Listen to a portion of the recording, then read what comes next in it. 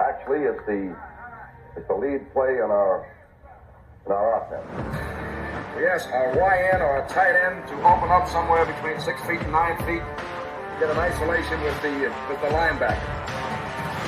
Tell the tackle to take the defensive end if he's over him. If he's not, to drive down on the first man to his inside. If the YN has the linebacker taken out, he cuts inside. If the YN has the linebacker in, he comes all the way around.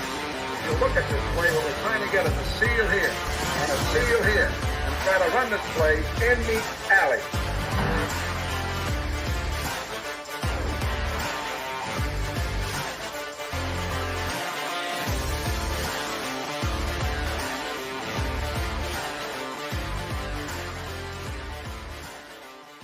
Hey, what's up, guys? Welcome into Packers Total Access. My name is Clayton. You can check us out on packernet.com. Find me on Twitter at Packers_access. Email us, PackersTotalAccess@gmail.com. Text us, 865-658-5824. Join alongside Tim live in Green Bay. We got Jacob the Beard in Wisconsin here to talk a little Packers this evening as rookie mini camp opened up today. And, man, I tell you, it's just exciting to see all the notifications come across the old X app today, as well as YouTube. Pretty cool time to be a Packers fan with all these new. It's like Christmas, right? Like Christmas morning, we get to open our gifts here and see what they can do on the field just a little bit. But Tim, how you doing today, bub? Doing great, man. Happy to be here. How's it going? Jacob, what are you into today, man? You do anything productive? I did. I worked 10 hours today, and then I started cleaning up my garage. Yeah, that's right.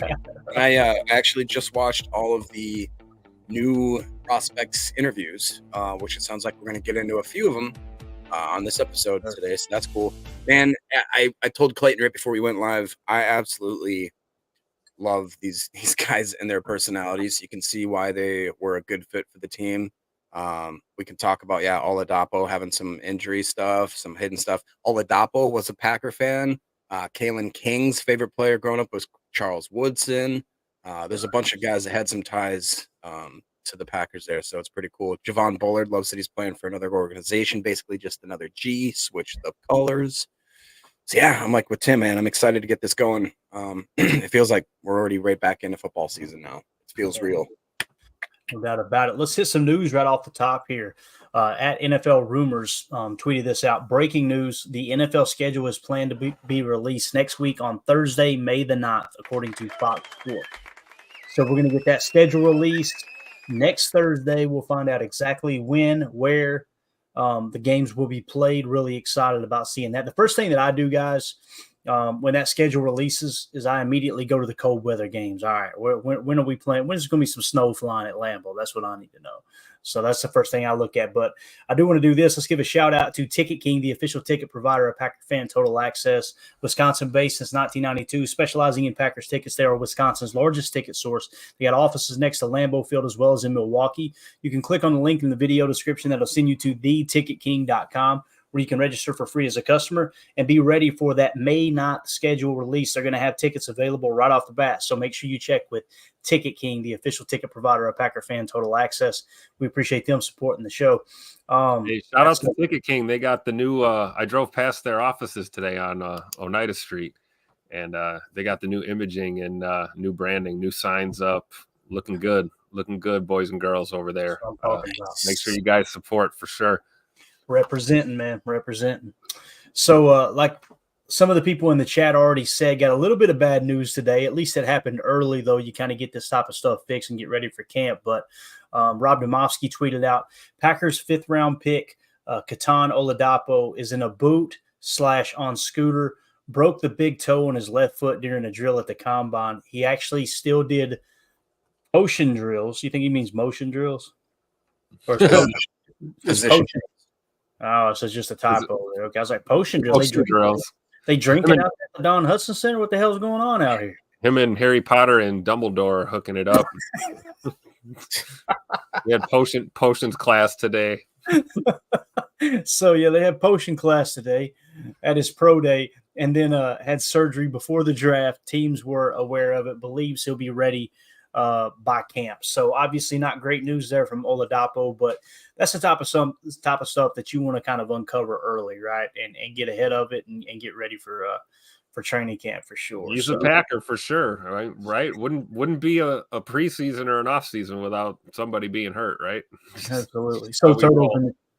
So Turtles in the chat said Edgerrin Cooper had a one-handed INT and fumble recovery today, LOL. So that's kind of cool, right? I'm assuming you're talking about Edgerrin Cooper, not Cooper DeJean. We want 0 Cooper DeJean updates all season long. I want to go ahead and put that out there for everyone, right? Yep. So now I will be bringing you Tyler Newman updates, but that's the exception, not the rule. All right, so let's do this. Let's kind of talk about Javon Bullard a little bit. This was really cool. I'm going to kick it off here first of all with Matt LaFleur. Actually, let's just go to the screen grab here. Matt Schnaben tweeted out, multiple rookies said Jordan Love reached out to them after they got drafted.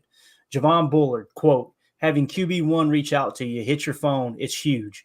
I don't take that lightly, man. Just the fact that he actually reached out because he didn't have to do that, just hats off to him for that. I respect him for that just alone. Pretty cool to see Jordan reaching out to the rookies right off the bat, especially someone who's not even playing on his side of the ball, right? Here's what Matt LaFleur had to say about it earlier today.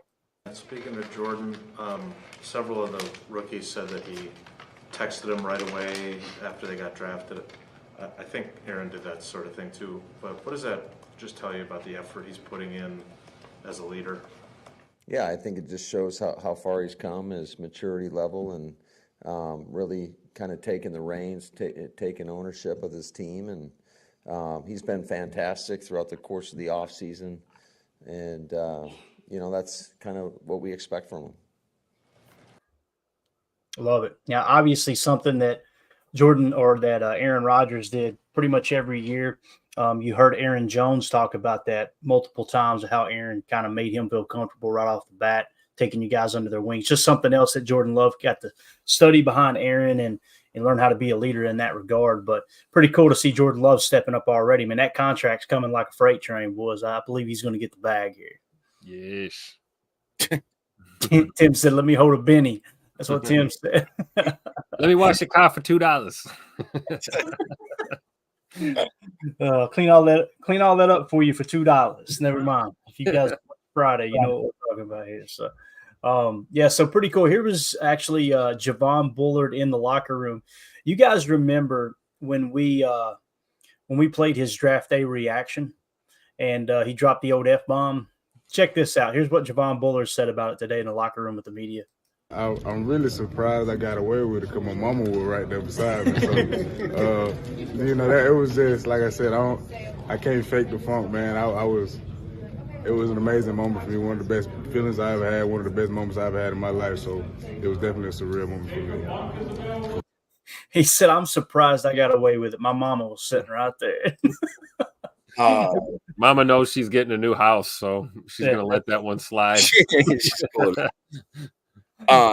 Is that the full clip that you have of him, or do you have his extended interview or no? Yeah, I've only got 2 extended interviews for time's sake. I've got Jordan Morgan and I've got Edgerrin Cooper, and then we got a video on Marshawn Lloyd too. What else did you take away from that? I'm sure you watched the whole thing, right? I did, yeah.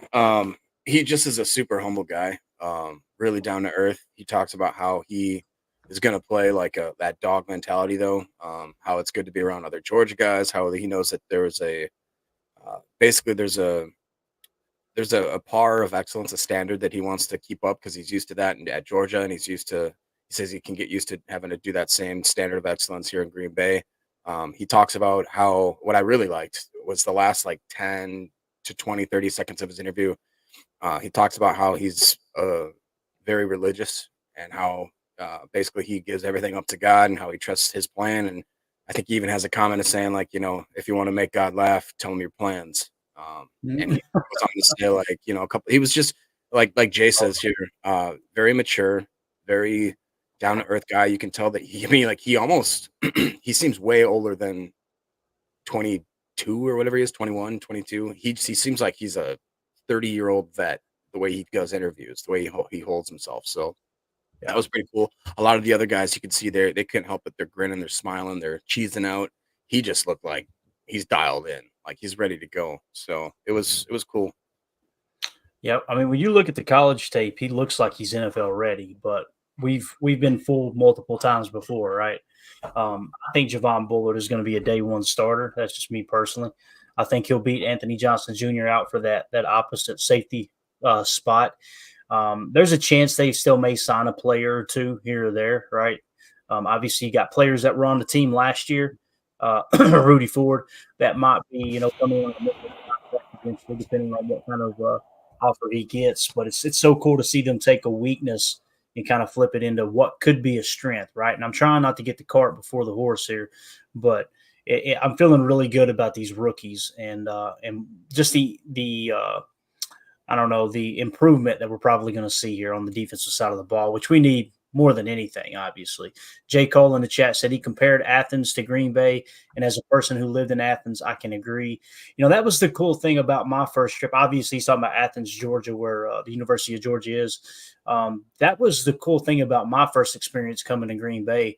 The first thing I said was, this feels like college football. Like it was that much kind of just small town feel. The community comes together on Saturdays. Here it's Sundays, obviously. It was just really cool. You don't get that in Chicago. You don't get that in the Meadowlands. You don't get that probably even in Arizona or some of these other places, right? It's just literally the stadium is in the middle of a damn neighborhood. It's just the coolest thing in the world, man. There's nothing like Green Bay. So it's cool that he did draw that parallel to Athens and kind of come from that college atmosphere for sure. Cool little shots here. Anthony Campanelli, one of my favorite additions this year, linebacker coach out here working with the boys, getting them ready. If you'll notice in the background there too, that's Jeff Hafley with his hands on his knees watching every move, right? Watching every single move. So Campanelli, I'm going to unmute it here. Let's see if we can hear anything.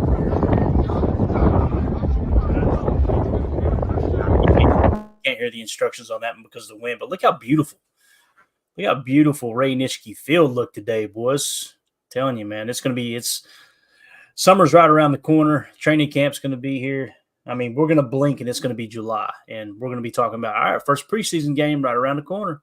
Going to be awesome. So, obviously, with Jeff Hafley being on the staff now, Coach LaFleur was actually asked about Coach Haf today. Let's see what he had to say. Been like working with Jeff Hafley over the course of the last few weeks with guys in the building. Yeah, it's been great just to see how he interacts with the guys. He does a great job of giving them the why behind everything we're doing. I think that's important, showing the guys how teams are going to attack us. Because I think if you have an idea of how people are going to attack you, you got a better chance of stopping some of the plays that are going to come at you and, being able to throw counters to what people are going to do. So I think he's done an outstanding job, just how clear and concise he is. And then he does a good job of wanting to get to know these guys and build a relationship. Yeah, and that's the big thing about Haf, that it seems like the players who's played for him in the past, Tim, it's he knows how to connect. And you can see the way he communicates in the pressers. Now, again, that's not the most important thing, right? But you could tell that he's got a high social IQ. He understands the image he's portraying. It's nothing fake. He's the guru, right? You heard Richard Sherman talk about it. You heard other DBs call him the DB whisperer, just how he's so well prepared. People will follow you to hell and back if they think you know where you're going, period, case closed. And Jeff Hafley, he seems to definitely carry that persona of, hey, look, I know where I want this defense to be. Get on board or get the heck out of the way. That's the way it feels, Tim. Yep.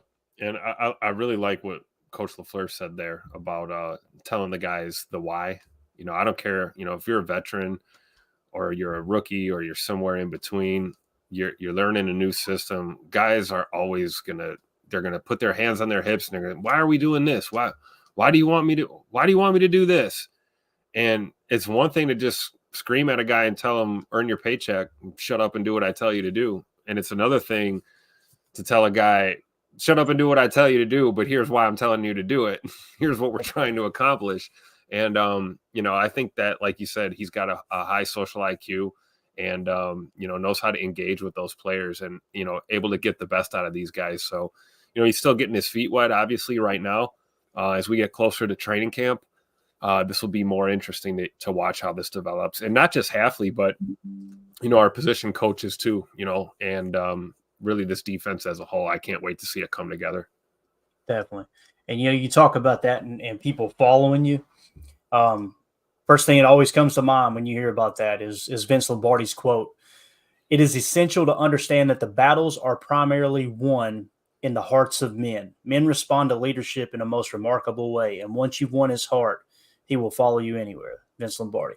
That's kind of what it feels like here, Jacob. And it doesn't hurt that we got Mr. Campanelli leading that linebacker room, knowing that he's a big Vince Lombardi fan coming from a very, very proud Italian-American family, right?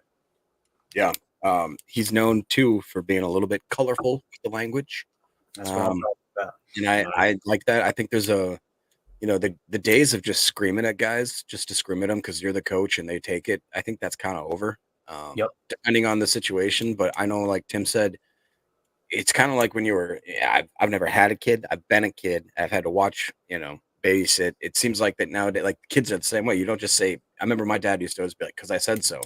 Like that doesn't help me learn anything. Like if it, especially in the football aspect, like you're yelling at me for doing something wrong. Well, what did I need to do instead? Like, and I think Hafley has a way of maintaining that persona of like, he's in charge. He's the big dude. He's the hard, but at the same time, he takes the 2 seconds while you're running away from the play back to the huddle. He goes, hey, this is what you should have done. I was trying to do this. I'm trying to set you up for success here.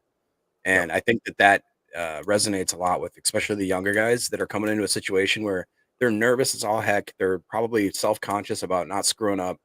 Hafley knows how to crack through and get their respect and kind of earn their trust right away. So, yeah.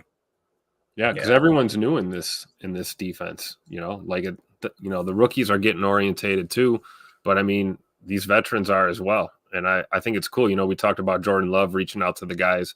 I'm sure Jair's talked to a lot of the guys as well, and a lot of our veteran leaders.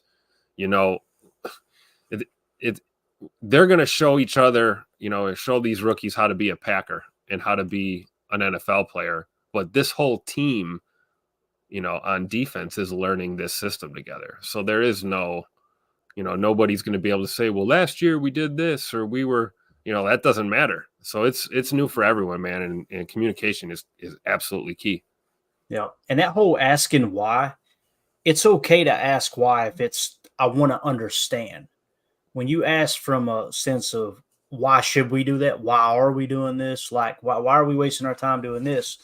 That'll get the foot in the rear end, right? One thing I've noticed about the younger generation here, and I don't mean to sound like the old guy in the room, the younger generation cares. They want to be a part of something special. I think that sometimes some of us, and whether we like it or not, Tim, we're starting to step into that older generation, right? And to me, the most important thing is to connect with those people and connect with the young men and women in the country and be like, okay, what are you excited about? Like, take 2 damn seconds to get to know somebody and actually get the walls to lower down just a bit, because we live in such a world where everybody's so divided, right? And it's because everybody's doing their own thing. Everybody's staring at their own screen rather than actually taking 2 seconds, connecting with someone, finding out where they come from, finding out some of the hardships in their life, find out their why. That's the big thing, right? Yeah. The most successful companies in the history of the world understood why, not what, why. So many companies will launch in business, and it's about what we do. Here's what we do. Here's what we do. And they come and go. They're a dime a dozen. But when you explain right off the bat, here's why we're doing what we're doing. Like whether you're a fan of Apple or not, and Steve Jobs, he understood exactly what he was trying to accomplish, and he led with the why. Why are we doing this? We're going to change the way everybody on the face of the planet communicates. And that's how you end up stepping into the very first iPhone, which, by the way, I'm team Samsung. Speaking of the younger generation, we got Emilio in the house. And Emilio, I got to say this, dude. The creamer liqueur that you gave me, bro, the best thing you've ever had, right? You remember that iced coffee I made you the other night, dude? I was going to ask you that recipe because that was delicious. So I put the cream liqueur in the frother, bro. It's money anyway. So And since we're on that subject, J. Cole in the chat said, "Had my first cannoli, not bad." Hey, look at that. Jacob, you had your first about one. it. J. Cole. But you know what? I got the day off tomorrow. I might swing up to Keys Cafe. Do it. I'll send you a picture. I'll send you a video, Emilio. How about that? It's weird. Money back guarantee, Jacob. If you get a cannoli up there and you don't like it, don't call me. I'm not refunding. I'll Venmo you $5 if you don't like the cannoli. I'm telling you, it's going to be one of the best things you've ever had. It's unbelievable, man. It's hard to screw them up too. It really is. Yeah. Let's see who else got. Go ahead. I'm sorry. I was just gonna say, what are you gonna do, Emilio, if I become like a cannoli addict and I'm like up at 3 a.m. and I'm like, hey man, when I get more cannolis? I think you can get them shipped in. If you become fiending for them, I think we can get them shipped into you.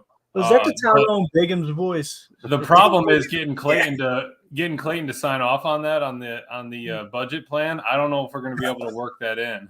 Yeah, I in my contract. Brings me to my next point. Don't smoke crack. No deal. No deal. I'll tell you, for the draft next year, we are going to have 3 dozen cannolis in the house. That's happening. All right. That is happening. Every pick, everybody slams one. We're going to have 7. Or if Goody keeps 7 picks, we could end up slamming 11 cannolis. Jacob's like, no shot.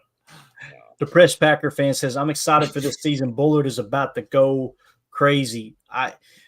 When you watch Javon Bullard's tape, it's like this dude, you'll hear us talk about like Tyler Nubin played with his eyes, right? He wasn't the quickest guy on the field, but he was always a half a step ahead because he played well with his eyes. Javon Bullard does both. Like you can see him play with his eyes, and he's got that quick twitch first step. Just absolutely awesome. I'm excited to see him on the field too.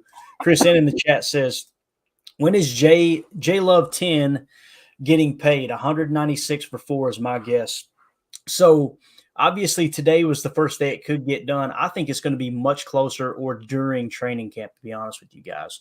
I think it's going to get a little bit awkward if he doesn't have that new contract and the pads go on in training camp, because now that's where he's got to play hardball. And I don't want anybody getting pissed off at Jordan Love because he's got to protect himself, right? Once you go into training camp and you could potentially, get hurt and lose all of that everything you've worked your tail off for, I hope the Packers do the right thing and get him that contract before training camp. That's just me. What do you think, Tim? What do you think it get done, man? I'm thinking sometime between now and then. It's hard to predict that with any certainty, and I'm sure they're still ironing out specifics, but my guess is it gets done before camp. I'm with you there. I don't think anyone wants any funny business, any distractions going into camp, especially not with your QB1. Yeah, for sure. And here's the thing, like you guys know I'm Team Packers here. Like if Jordan Love were to ask for a trade tomorrow, I'm not following Jordan Love to another team. I'm a Packers fan through and through. But at the same time, man, it's like they need to do the right thing here. And I'm not saying he has to be the highest paid quarterback in the league. I'm not saying that by a long shot. But the thought, we have all the leverage, we being the Packers. They have all the leverage in the world, right? They could franchise tag him for 2 years.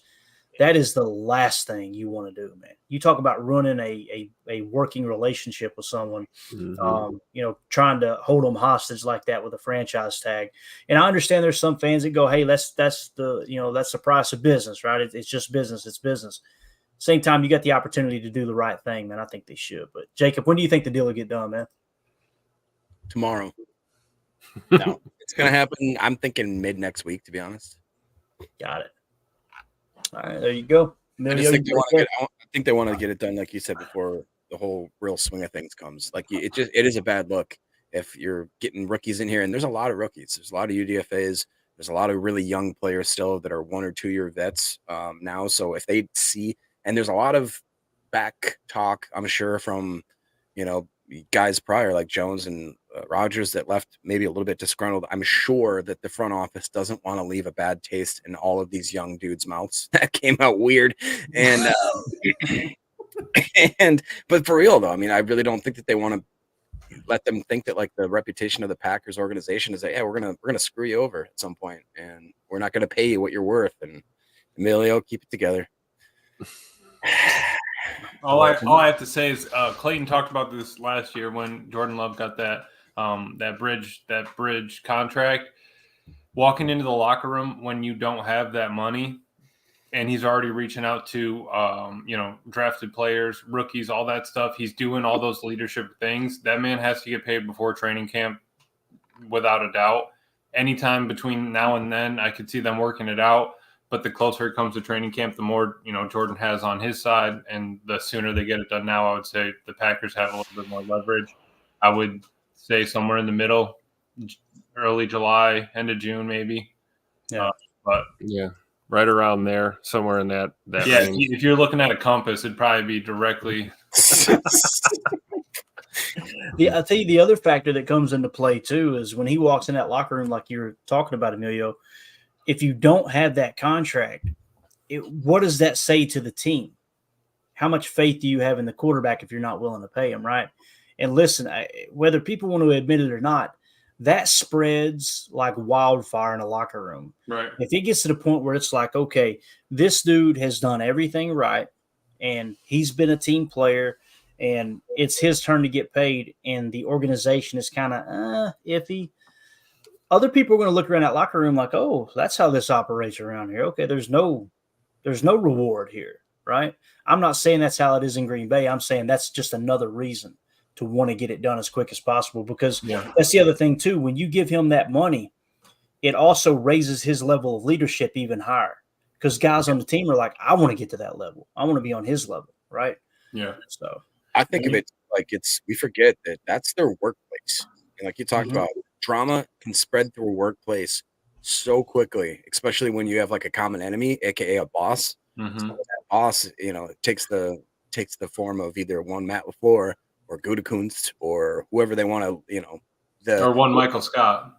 Or one Michael Scott. No, that's the world's best boss, man. Come on. But it really does. It, like you talked about, it once he has that money, once he's acquired that like level of status, then it is too like that's why you want a Jordan Love, a guy that's not going to change once he gets the bag. So I'd honestly give him 6 for quarterback. It is my quarterback, Tio. Thank you, but I would say 6 for like 280 if we could get him on a deal. That'd be like a Ross discount. But if not, I'm guessing 4 for 2 or 6 for 300, something like that. Emilio, your private chat is inappropriate, Emilio. I clicked on it like, oh, something happened. We got 5 messages. No, it's just absolute shenanigans going on. Look at Tim. Look how shenanigans. You talking shenanigans? Look how shenanigans, right? Look how disgusted Tim looks right now, man.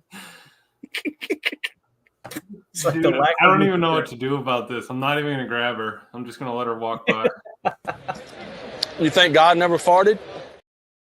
That was awesome. Just easy. With the ass right in the face, and he just kept it moving.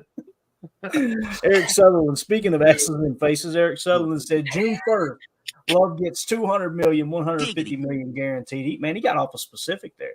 So, all right, Eric, got you, man. Put it on the ticker. Eric has predicted it. I'll add it to Coach Lynn's ticker. Yeah, that's right. What was on Coach Lynn's ticket? Let me see. I think we got that. I don't know if we can pull that up. Yeah, there it is. Coach Lynn said Costco has some good tequila. So right. Put that on the ticker for a minute there. Forgot about that. If we had a ticker of just comments that made the ticker line, that would be. Oh, that'd be good. That would. Eric's terrible.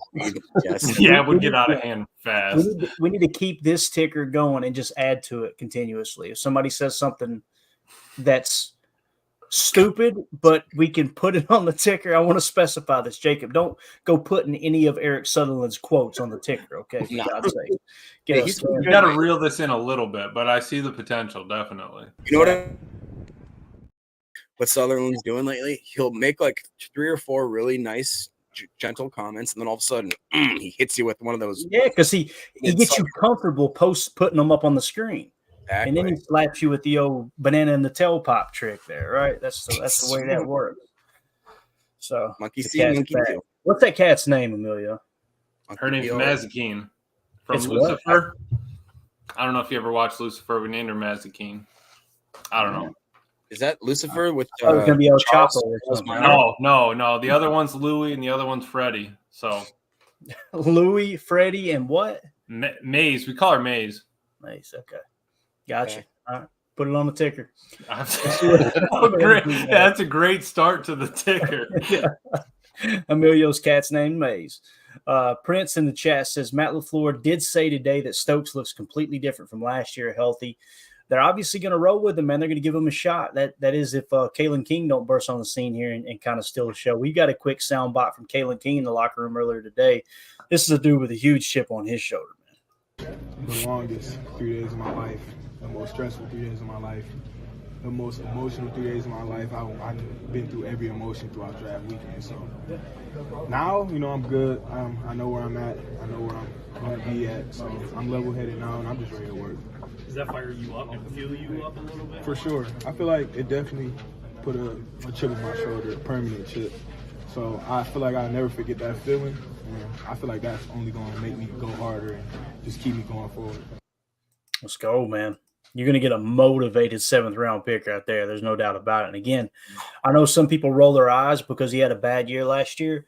Going into this past season, if you looked at the very first mock draft, if I remember correctly, he was being mocked in the first round. That's the kind of 2022 season he had. And that's someone who's going to battle out there on the boundary with Eric Stokes.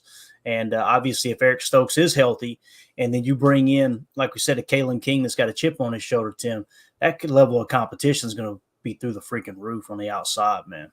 Yeah, everyone's going to get better. Everyone's going to have to bring their A game. I mean, that's going to affect Valentine. It's going to affect, even Jair, I'm sure, Hafley's coming in here looking at all this personnel and figuring out the best lineups to put on the field, where to play these guys.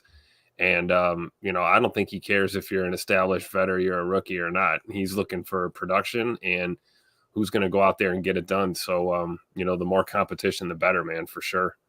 Yep, no doubt.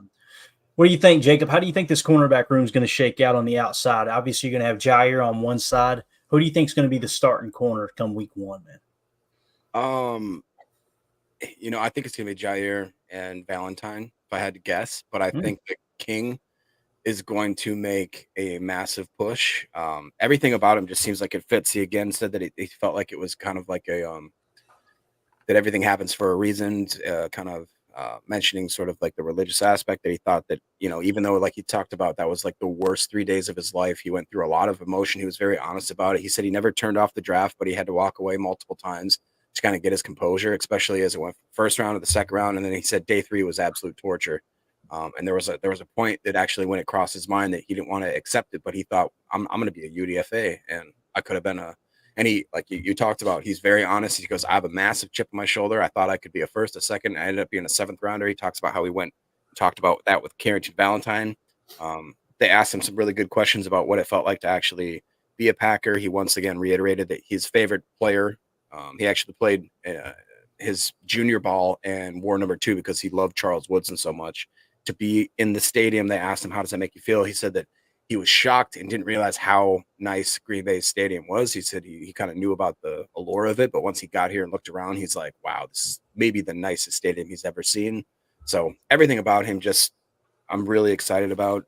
He reiterated too that he wants to learn from Jair, that him and his games, that both of their games are kind of similar in his notion. So I think it's a great fit. I think that he has all the tools capable. I don't get what happened. Oh, and the best thing about his interview is they asked him, what do you think the 31 other teams didn't see in your game that let you slide to the 7th round? And you could tell that he wanted to go off, and he just went, he goes, you know what? I don't have an answer to that question. He goes, but I know that the Packers saw something in me, and all I'm focused on now is playing for the Packers and making sure they know that they made a good choice. And I was like, awesome. That was such a good answer, because you could tell he wanted to say something else. He wanted to give him a little piece of his mind. It was really good. All these dudes are human. I mean, the first time I walked into Lambeau, I had chills, went down my spine. So there's no way that him as a football fan, as a kid, his entire life walking into that stadium, there's no way he doesn't get a little bit of that. And on top of that, like you said there, I didn't get to watch the interviews, but just having that drive now and the fight for Green Bay, it's like, dude, all right, that's the Green Bays are my Spartans, right? And we're all in this phalanx now. Let's roll. This is my team. We got 300 against everybody else. Let's go. All right, let's see here. Next comment. John Schmidt says, "Did you hear Lloyd talking about how talking about AJ Dillon called him? So evidently AJ Dillon called Marshawn Lloyd. That's huge from a guy who could really lose his job from that pick. AJ Dillon's a class act, man.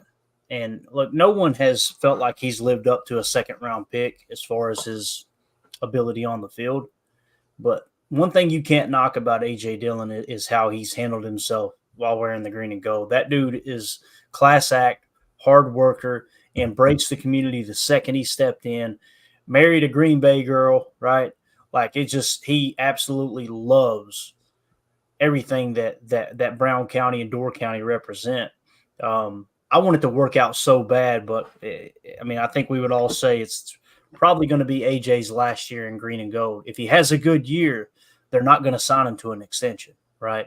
It's going to be one of those things where it's Josh Jacobs and Marshawn Lloyd. He's going to have to get his money probably somewhere else. It sucks.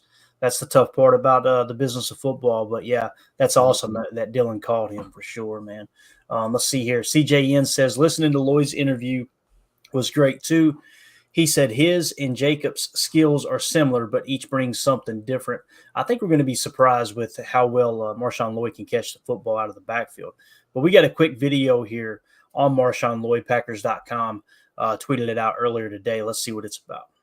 It's been good, just being able to be in the NFL and, lifelong dream come true. We're a young offense. We're young. Like, we did so good. We were, like, one of the youngest teams last year that were able to go as far as they did, and we're a year old. I love how he said we were one of the youngest offenses in the league. We already. Older. The team's a year older. We got a couple more young guys coming up. So I think we have a chance to be special for quite some time.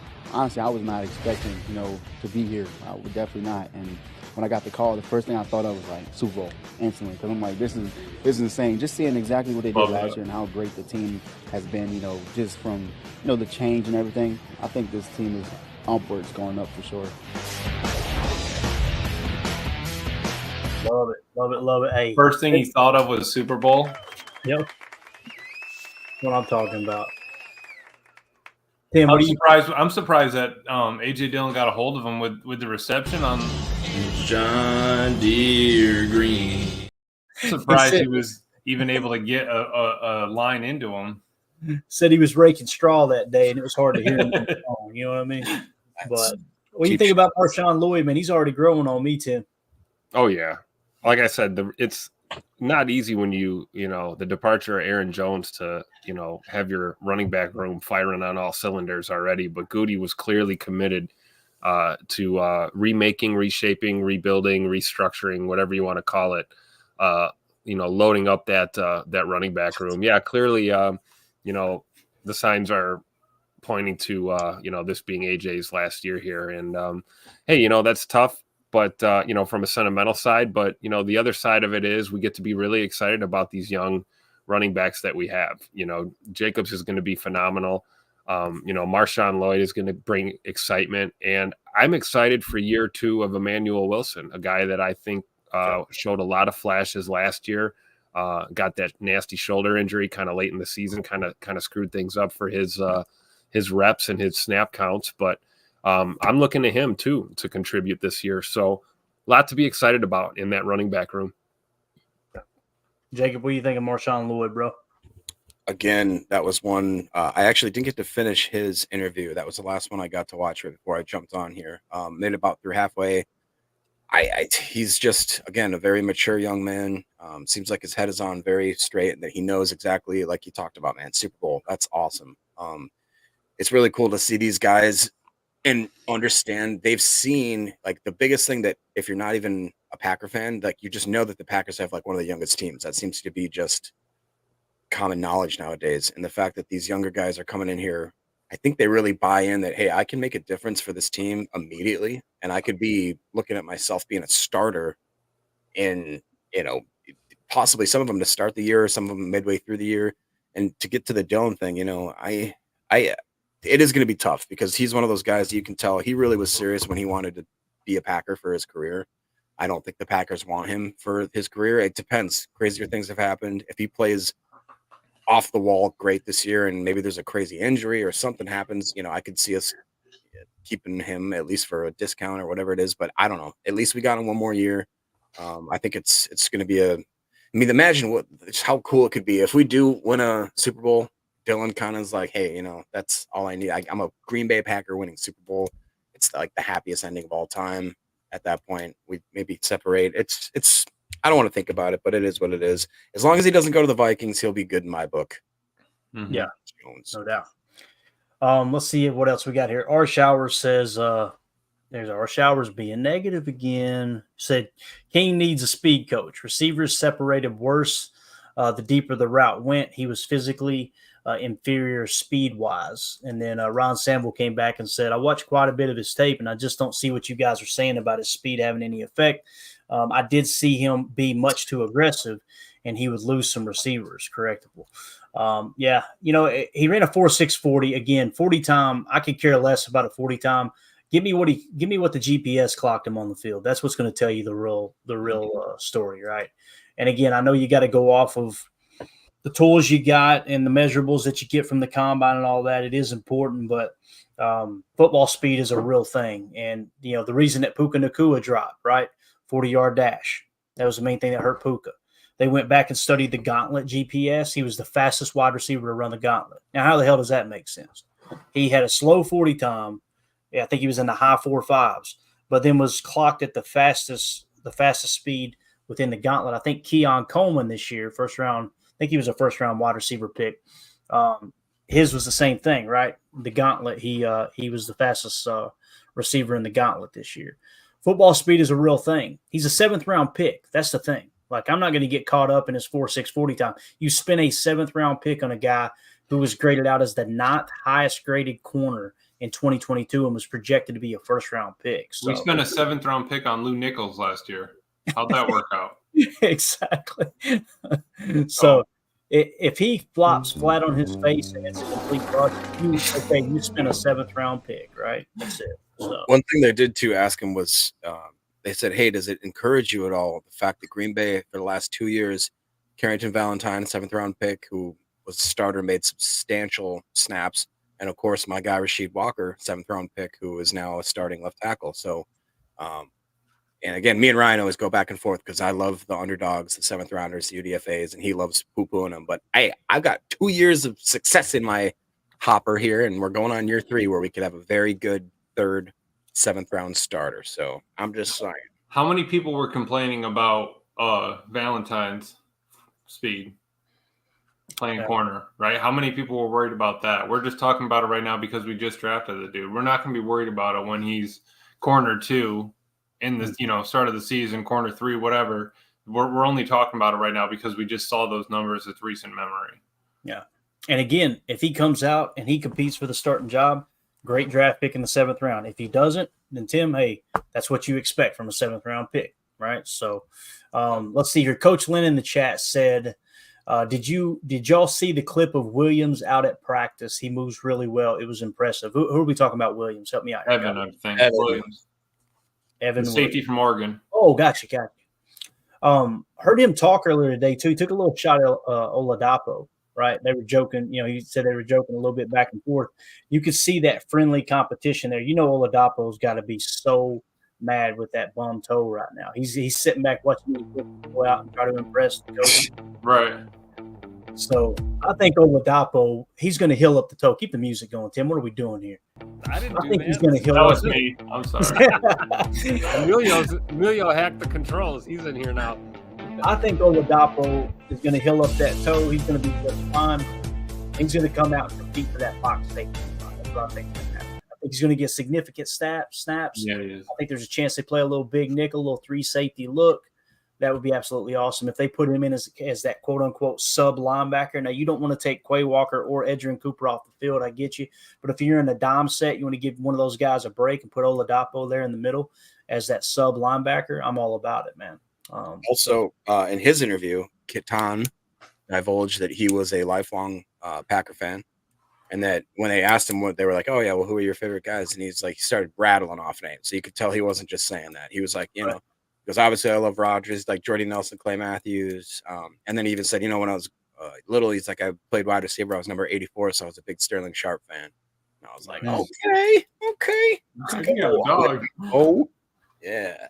He wasn't reading off a script either, right? He wasn't looking at the back of his wrist. And I I will also say one thing though, he looks intense. Like he does not. Yeah, right. He doesn't look like somebody that like he's going to be a very fun, energetic guy. He looks more of like the type where it's like, don't make him mad. Don't stare. Yeah. He doesn't want to get talked to right now.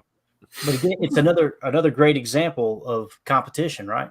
You got Oladapo and Evan Williams competing for that box safety spot, right? And that's what Coach Lynn's talking about here. So obviously Williams already starting to impress with his speed, his acceleration, all that good stuff. Respect Oranges. That's got to be the coolest name. Said Kayin King got his 40 down to 4.5 on his pro day. So there you go. A little bit better than that 4.6. So what are we worried about? He shaved off a second. Aren't we happy? Like, let the kid just go out there, throw some pads on and play. Not a second. To be fair, our shower says, hey, for the record, I hope all our guys maximize their skills. There's such a thing as teaching technique to improve deep speed. I understand that. And that's what he was talking about. That's what our showers was talking about with the speed coach, right? That's a real thing. Like when you get to the pro level, you got some of the best trainers on the freaking face of the planet. And they can coach you up for a little more speed. They can get a little more out of you. It's just like pitching. Like you get a pitcher in high school that throws 88 to 90. You get them with a good pitching coach to improve that arm strength. You can get that in the upper 90s in a blink, right? As long as you got all the tools to make it happen. Cody in the chat said, "This is my new song to pump me up." Oh my gosh! Oh Lord! I need to know. I need to know who Marvin. I marked it so Amelia would laugh at it, not so dude. Unbelievable. Hey, you can do it. They can help. He said you can do it. Anyway, since we're on defense, as we button up the defensive side of the ball, we got a little bit of an extended interview here with Edgerrin Cooper. I tried to amplify the volume. For whatever reason, they suck at getting the volume right. Hopefully this isn't too loud, but I hope it's loud enough that you can actually hear it, okay? And no more poop markings here, all right? Jacob, don't be marking anymore. Don't shake your head like you didn't do it. We already got the truth. Don't do that, okay? Let's don't do that anymore. So here we go with Edgerrin Cooper, the second-round pick. Obviously out of Texas A&M linebacker. What we have and what we want to improve on defense, and it's a good feeling. We ready to go handle some things and just go from there. I'm sorry if you're asked this, but what was the first moment that it really felt real? It still didn't hit me yet. It's crazy. Just growing up, I knew I was gonna be in a good spot, but just being at the highest level right now and at this point in my time, it's amazing. What was this week like before you got here, from the time the draft ended till you got here? Who were you with? Where were you? No, just hanging out with my family. Just getting everybody together and just telling them, this is what we worked hard for, and this is what I got y'all for, and this is what we're going to do. Have you had any conversations with Jeff Hafley yet? No, I haven't. So what's the goal for this week, or these 2 days, I should say?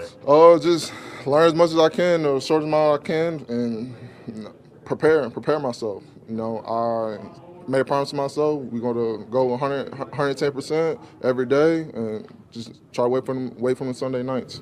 You mentioned being an outdoors kind of guy. You came into a pretty good place. Yeah, that's another thing that came with it. It's a lot of good fishing and hunting around here, so it's another thing I can add to my plate.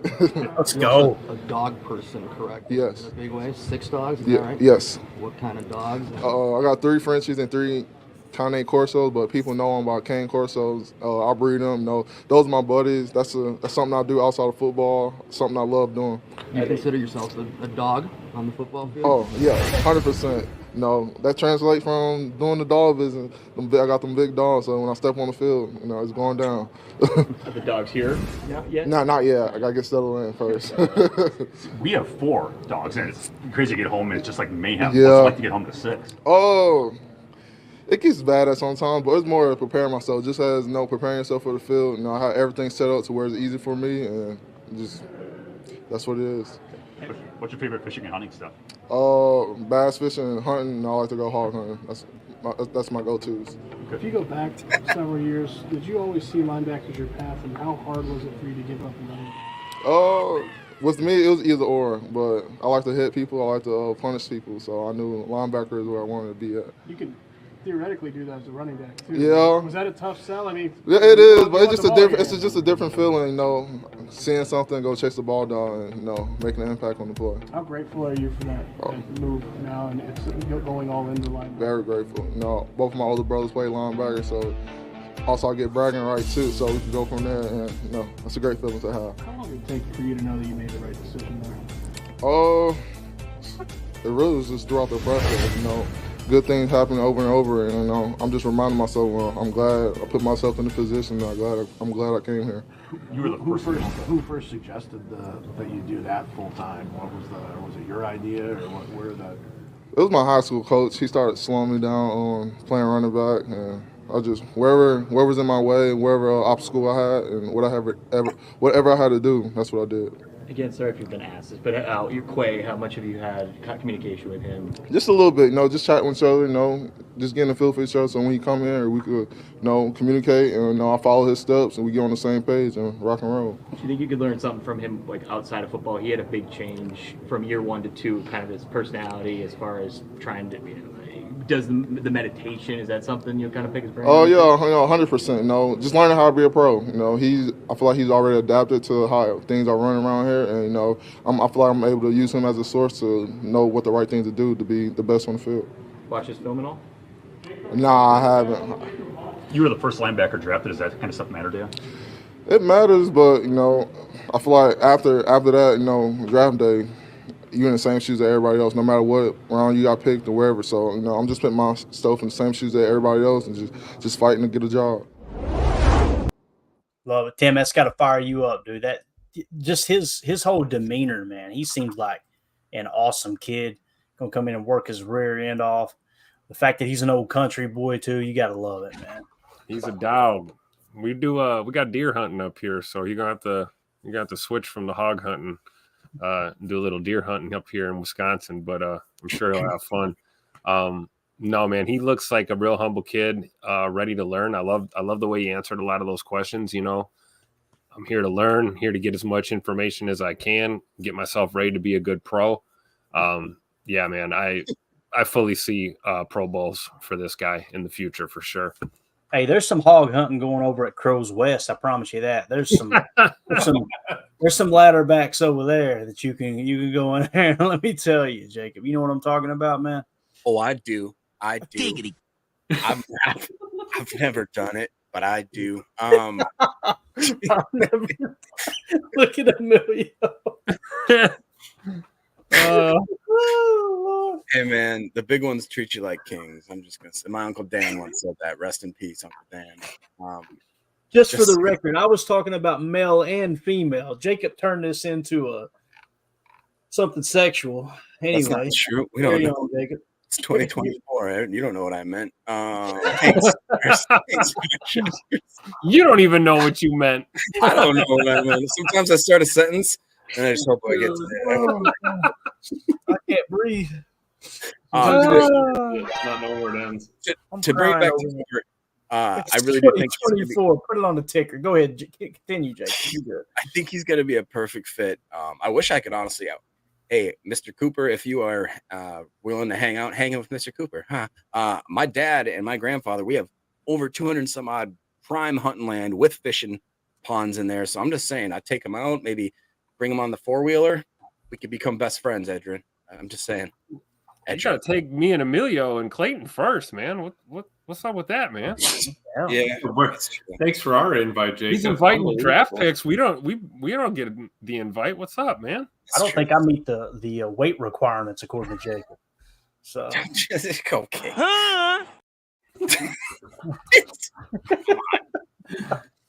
Yeah, I mean, we tried to get Edgerrin on the draft live stream, so we might as well try to get him deer hunting with Jacob. But I'd be fine with that if we could get some one-on-one. The ticker has been updated, so just so everyone knows. All right, let's see what else we got here real quick. Let's see in the chat. We got any more in the chat, Mark? I think we have one, Mark. There's not much. Cody just said the beat drop is so motivating, man. That is very true. Yeah, you could literally turn it on C-SPAN, put Home Depot music to it, and you'd be over like, I mean, when are they going to reach out to us though? Either about a sponsor or about hitting us with a lawsuit. I'm sure the cease and desist letter's in the mail. It's already in the mail. I'll give them Jacob's address. Dude, there's no way we haven't helped them, because right now they're hitting us with that spring ad about helping your mothers out and everything with the gardening soil and all that. Come on. Perfect. I don't know who you got to get a hold of. All right. Let's go to Coach LaFleur. He was asked about Jordan Morgan earlier today. As you guys may or may not know, he did take all the snaps, to the best of my knowledge, at left tackle today. And keep in mind, it was rookie minicamp, but pretty cool seeing them already trying to see if he can hold his own at left tackle. But here was Coach LaFleur on Jordan Morgan. Happen organically where those guys end up, just like I'm sure you guys are going to ask why Jordan was at left tackle only. Everything's fluid around here. Can you see his Morgan's quickness just in the drills? Stand out to you? Yeah, absolutely. You can see his athleticism. I think actually the whole group looks really athletic, and they certainly look the part. So obviously Matt LaFleur's leaving that door open for Jordan Morgan to play guard if need be, right? But pretty cool, man. I think he is a true left tackle, and that would suggest that he should be able to hold his own on the interior. Most teams you would say, no, he's just a tackle, he's not a guard. But the Packers love that tackle experience for their interior offensive line, obviously. We got a clip here of Jordan Morgan. It's about 4 minutes long, but we're kind of up against the gun here. So let's just go around the horn here real quick. And I'll start with you, Jacob. How you feel about Jordan Morgan? Where do you want to see him play? If you had to set the offensive line today for the Green Bay Packers, where would you put what would the offensive line be? Where would Jordan Morgan be on that line? Sure. What I would do, I mean, this is going to sound kind of – I keep Walker at left tackle, Jenkins at left guard. I kick Tom into center. I put Morgan at right tackle, and I have either Glover or our boy Monk slide in there at right guard. That's what I do. Nice. All right. What about you, Emilio? If Morgan beats him out in the offseason, or Walker's not looking the same, I would just run it Morgan, Elton, then we'll run Myers, we'll put Monk in, and then run Zach Tom at right tackle. And it's not like Goody's afraid, or Matt, I guess, afraid to put out rookies to play. And we have tight ends that are in their second year. We have chip blocks. We got motion. Matt can scheme this up, that up. We got a new running back that's skilled and has experience. I really don't see it being a horrible problem, especially until we go up against a top 10, top 5 edge rusher. Then again, we just kind of double scheme it. But I think start him at left tackle if he's ready to roll. Yeah. Tim, what do you think, man? How would you like to see this offensive line kind of fall into place, man? I feel like it's really early, but I mean, just early reaction. I'd like to see Rasheed Walker probably move over a spot, and maybe he starts at left guard. We have Mr. Morgan starting at left tackle. You got old Joshy boy and maybe somebody else competing there at center, and then maybe we've got Big E at right guard with Zach Tom at right tackle. I feel like now you've got kind of fortify both sides of your line, and then you just got that that little bit of issue at center that you need to clean up. And for all we know, Josh Myers could have a great year this year. We don't know. He has consistently been there. So, and I think when you talk about Jordan, QB1 here coming into his own year 2 as the starter, we got to figure out center sooner than later. Like whoever's going to be there snapping the ball to him, should, for all intents and purposes, be doing it for the foreseeable future if he's going to sign this big contract. So I'd like to see him develop that almost like Brett Favre and Frank Winters type of relationship. You have got that good rapport with your center. You can't really do that if you're playing musical chairs all the time. So, but again, I'm not a coach, but yeah, I think it would be interesting to see Big E move to the right side, right guard next to Zach Tom over there, and then you got the big dogs on the left side, Yeah, I think there's two different answers here, really. Like, what do you think the offensive line is going to look like this year, and then what's the long-term plan next year? I think what I would like to see is for this year, Rasheed Walker at left tackle, Elton Jenkins at left guard, Josh Myers at center, Jordan Morgan at right guard, and then obviously Zach Tom at right tackle. That's the way I think it should kind of go. Now, you could kind of flip those and try to put Sheed at right guard. I don't think he's more of a guard, as much a guard, and doesn't have that versatility maybe, as far as being able to pull and things like that Jordan Morgan, that's definitely his bread and butter. But when you talk about next year, what I would like to see next year is to kick, let's say Josh Myers walks in free agency, kick Elton Jenkins to center is what I would like to see moving forward. Mm-hmm. Big be your center. He's already got his contract, so many people would say, why would he forfeit money to go to that position? It's already in his contract too. That if I understood correctly, if he plays left tackle, he gets a bump in pay, if I remember right. So they protected themselves in that regard. If they tried to give him a cheap contract because he's a guard and then kick him to left tackle to try to manipulate the market. But I would love to see Elton Jenkins at center next year. That was his position coming out of college. Many people forget that. I think he would be a dominant all-pro center. That way you can keep Tom at right tackle. Let's say Sheed does stay at left tackle or Jordan Morgan beats him out for left tackle. Then you can put maybe Sheed or Jordan Morgan at left guard. And here's the other one, too, that nobody's talking about. We're not talking about Monk, right? Jacob Monk he hasn't taken a snap of football yet. And everybody's already going, this dude's going to compete. He's going to compete. He's going to compete. It's just wild because he went from being on nobody's draft board all of a sudden, like, this dude's going to compete for a starting job. Like, what are we seeing? What's going on behind the scenes to make people think? Because you guys know Jason Wilde, whether you like him or not, I personally do. I like his show. It's one of my favorite podcasts. I wouldn't have said that a few years ago, but it's really, really grown on me. He is very, very high on Jacob Monk. So there's something that Wilde's hearing, I believe, to lead him to think that, hey, Jacob Monk's going to get a real look at right guard, right? And I know people believe that Sean Ryan played good last year. I have to respectfully disagree with that. There was too many times that we seen him turning and facing the quarterback. We've seen it on Chalk Talk all year long. I'd like to see someone else take over that right guard spot personally. But who knows, though, man? Get another offseason training, a full offseason of training in for Sean Ryan. He may come out and play lights out, man. So there you go. Let's see. William Gould in the chat says, Mike Wall said he wasn't any good until his fourth year. Who's that? Who's I think Monk he was talking about. Yeah. Okay. I will say one thing too. I don't know if you guys are planning on if we're doing a morning episode tomorrow, but if we do, I think we should maybe watch the Jacob Monk and the Travis Glover interviews again. You look at them and they're like, oh, those are grown men. They are so massive. I mean, just giant human beings. But again, they both carried themselves with such kind of humility and maturity, and the way that they just seemed like they were ready to go, plug and play. I wouldn't be surprised if we got a couple more, dogs, and eventually in the next year, 2 or 3 years, that those guys are assuming some sort of role. I could definitely see them swapping out something in that center, somewhere in the center and guard range there, because I do think that we got some guys on the outside that will be competing.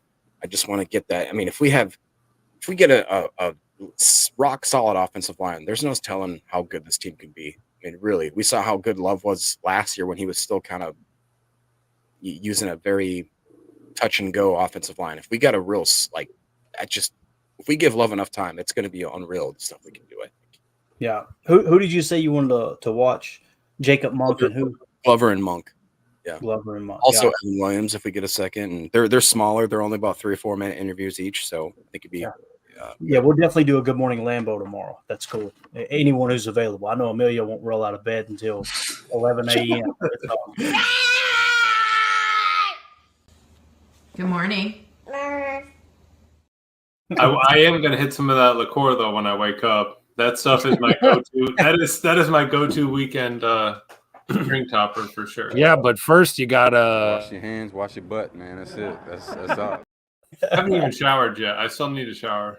I was gonna say you look dirty. I didn't want to make it sound a certain type of way. Jacob, you racist bastard. I was gonna say that old stereotypical. Unbelievable, man. You were on the roll tonight, Jacob. Hey, man, I came here to play. Add it to the ticker. Yeah, look at the ticker, man. You made the ticker tonight. It's 2024. Dude. You don't know what I mean. We started this ticker roll, and Jacob's added 2 of them in a matter of 30 minutes. This show is so stupid, man. Anyway, Coach Lynn says Rasheed Walker at left tackle, Elton Jenkins at left guard, Zach Tom at center, Josh Myers at right guard, and Jordan Morgan at right tackle. That's unique there too, man. They may shift Myers over to guard at some point. Watch him just set the world on fire too. Yeah. You know what I mean? He's physical. He's got the ability to get to the second level. If you do want to run duo or a little pin and pull, he's got all the physical traits. It's just he just don't know when to snap the effing ball, right? Right. But Clayton, I would love to have him like excel, right? The dude's already got the experience. He knows the calls. He had Aaron Rodgers as a quarterback. He's had Jordan Love as a quarterback. Why would we not want this dude to succeed? But we just haven't. We need him to step up. We need him to be facing the defense when Jordan Love throws the ball. That's an issue. This chat's so out of control, and it's all your all's fault. And you know what's crazy is I try to take down the chat on my screen and go to the private chat where all of us are. It's worse in here. It's worse in our private chat than your all's chat. Just out of control, man. Hey, Tim's been keeping it professional. Look at him. Yeah, Tim, I've looked at Tim the entire stream. He's going, when's this thing going to end? These guys. That is the only way to keep it straight because Tim is the only one keeping us on the rails right now.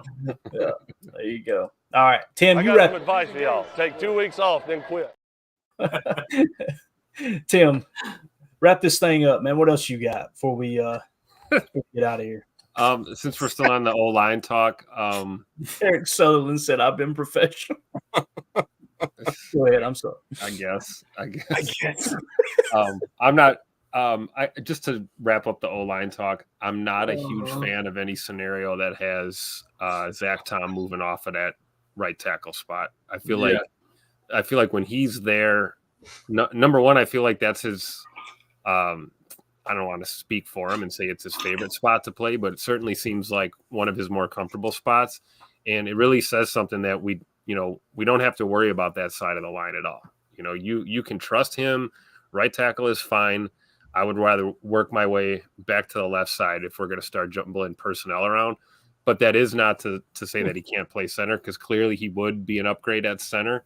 I just wonder if that creates other pieces that have to move around then in order to fill that void on the right side. So I would be starting there when I'm building my O-line. Let's keep these cornerstone pieces, if you were, keep those guys where they're at and try and build some of these younger guys around them. So, but we'll see what happens. Tim just changed my mind. That's actually a good point. You should totally take both of your pillars, keep Walker at left tackle, keep Tom at right tackle. I agree.